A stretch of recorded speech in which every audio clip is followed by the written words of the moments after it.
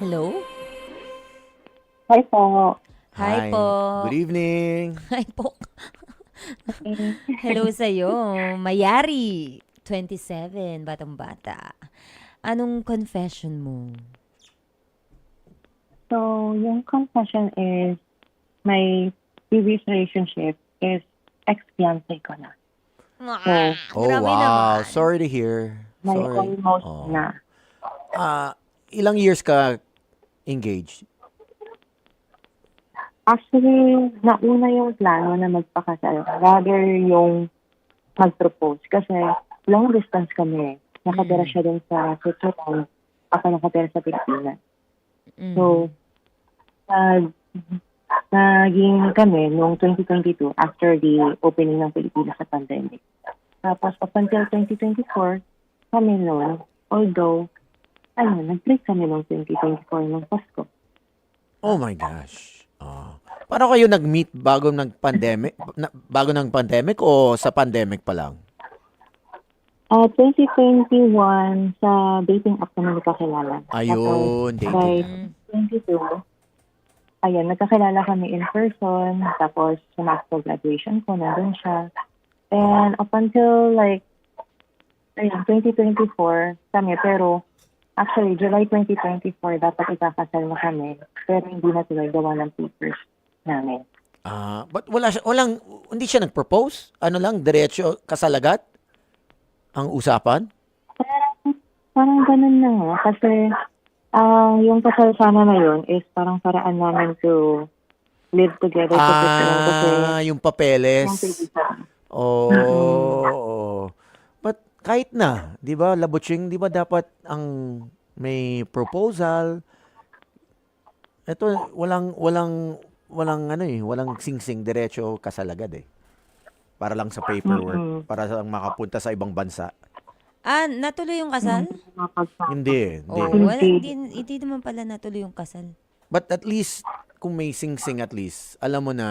Meron kasing iba mas sobrang tagal na sa relasyon, hindi na nila naiisip yung propose pa. Kasi alam na nila yun na Ito na doon 'yon. ang punta nila eh. But ito, So, 2 years ang plano lang. na talaga nila is magpakasal na. Okay. Bakit hindi natuloy? Ano nangyari? Gusto ko malaman na. Kasi, yung documents namin, ang sabi nila, kailangan lang, yung parang Senomar ba na tinatawag, Oo. ang dala niya kasing Senomar is Swiss Senomar. Eh, yun pala, kailangan Italian Senomar kasi passport niya, Italian.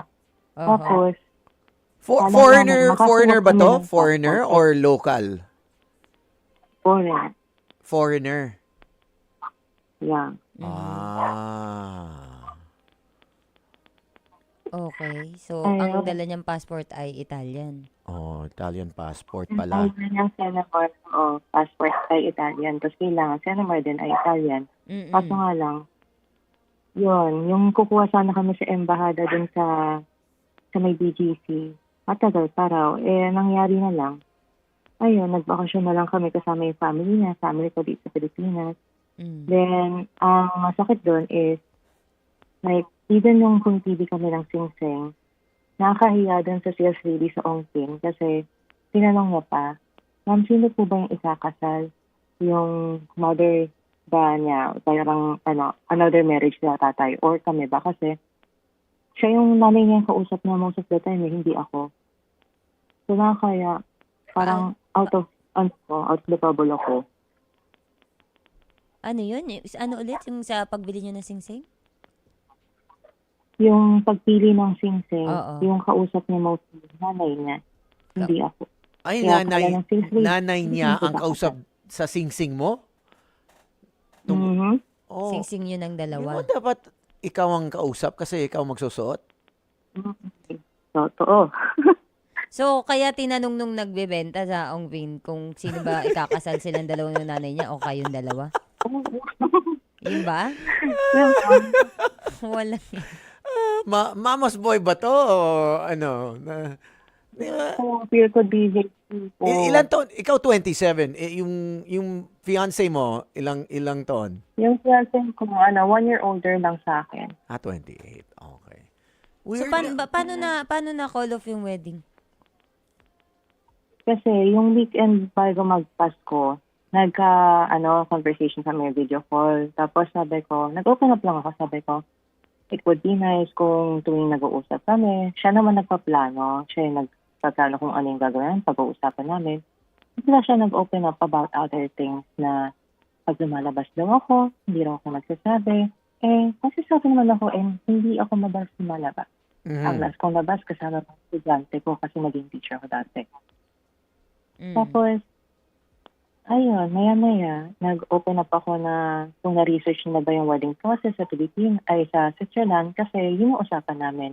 If hindi nag-workout dito, baka dun sa Switzerland. Kaso nga lang, ang sabi niya, not yet. Sabi ko, why not? As alam mo ang sabi niya sa akin, because it's not urgent. Wow. Hindi urgent. Nasaktan ka kasi parang hindi naman priority. Totoo. Tapos sinabi mo, wag na ituloy. Ikaw nagsabi na wala nang kasal. Oh, paano yung breakup? Bumalik siya ng Italy? Yung after, no. Hindi nandun na sila noon. Hanggang July lang sila noon. Yung Pasko lang sila dito noon. Bale, video call na lang po. Tapos, after nung video call na yon is nagsabi ako na I don't feel like I want to push through with the wedding anymore kasi parang ako lang yung nag-look forward. Oo. Okay. Tapos, ang nangyari pa, 24, 25, 26, nag-agree siya sa parents niya na doon siya magsa-celebrate ng Pasko. Kahit isang araw man lang, wala siyang binigay para sa akin. So, ang sakit. Wala siyang binigay? Na Pilipina. What? Kahit ano? Kahit maliit na bagay? Galing chocolates, Italian chocolates? I mean, yung gifts meron, pero yung oras na mag-video call man lang, yung kahit sa isang araw na yun, wala ka ng proper bond. So after nun, break na, tapos hindi na kayo nag-usap ever. Wow. O Actually, nag-usap pa kayo? baka Hinabol ka ba sign- niya? Baka sign nga yun na mas mabuti nga hindi kayo kinasal. Di ba? Kung ganon lang na maliit na bagay, hindi pwede for me to reconcile. Kung malaking ego niya, di ba? Ikaw yung babae. Yun nga. Nag-New Year, nag-try pa rin kami. Like, hindi man nag-try. Nag-video call kami kasi ayoko pang itanong kila mama na wala na kami. New Year nun, kaysa masaya ako, umiiyak ako. Alam mo yung tipong senaryo na pinipit-pit yung busina na ang kotse, umiiyak ako nun para yung sa tunog ng New Year. Ay, alam yan yung labuching. Tapos, nag-try kayo nung New Year, wala pa rin. Nag-try, pero parang ako lang mostly nag-try hanggang sa pinaka-last proper conversation namin, April 16. Tanda ko pa kasi magang-maga yung mata ko nun. Tapos, after nun, parang ang pinaka-naging conversation na lang namin, yung pagpapadala ng mga gamit na natira dito sa Pilipinas. Papunta doon. Wala na yan. Move on ka na. Mm. Oo, wag mo na Move on habulin sana. yan, Italiano na yan. Wag mo na. Marami pang lalaki dyan. Na-meet mo lang naman siya sa app din eh. So, ano yan? X na yan. I don't think he's worth your time. Yung, nag-try ka na eh. Nag-effort ka na. Ilang beses na nga eh. For me, ilabas mo na yung in-invest mo na emotions sa iba na. Iba na. Kasi, kung yung maliit na bagay na sing-sing, tatanong niya pa sa nanay niya, dapat ikaw eh. Kung kasya, kung okay, kung gusto mo.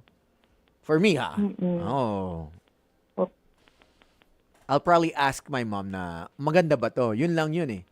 The rest, ikaw na yun dapat eh. Ikaw yung fiancé eh. So, ayun na nga. Buti na lang hindi talaga natuloy ang kasal ninyo. No? It might be a Ayun blessing talaga. ha. For you. A blessing in disguise. Alam ko masakit eh. Kasi nasa finish line ka na eh. 'Di ba? Kasal na 'yan eh, dapat eh. So, but as they say, for every door that closes or every window that closes, a new door opens. So, malay Every mo, window that opens, ibig sabihin may bubukas na bago. may bahay. May bahay. Bahay. Bubukas ang pinto. Pag nagsara ang bintana, bubukas ang pinto. Kasi Yun. magnanakaw na ito. Dumaan sa bintana. Ayan. Uy, ako hindi ako malulungkot sa kwento mo, sa confession mo kasi parang naging masaya ako para sa'yo dahil hindi natuloy ang kasal. Dahil na-save mo ang sarili mo, na-save ka. Kaya maraming salamat sa Panginoon dahil iniligtas ka niya sa kapahamakan, di ba? Mamaya pala, luloko-lokohin. Pag ang lalaki hindi tayo pinapahalagan, hindi tayo priority, mambababae yan sigurado, di ba? Buti na lang. Kaya naman, maraming salamat sa iyo sa iyong pagtawag. Sana mayari mo na din ang taong talagang Mayari ka tayo. pupukol sa'yo. Diba? Mayari tayo. Dumating na yung taong pipitas sa'yo sa bulaklak mo. At pahahalagan ito, di ba? Mayari, good luck sa iyong love Good luck. life. Mga kapatid, patuloy po kayong tumutok sa 105.9 True FM para sa totoong balita, impormasyon, music and entertainment. At mag-subscribe sa aming YouTube channel at podcast at sundan nyo kami sa Facebook, Instagram, X at TikTok sa True Network PH. Bisitahin ang aming website sa truefm.ph. Kami po ang 105.9 True FM. Laging true sa'yo, kapatid.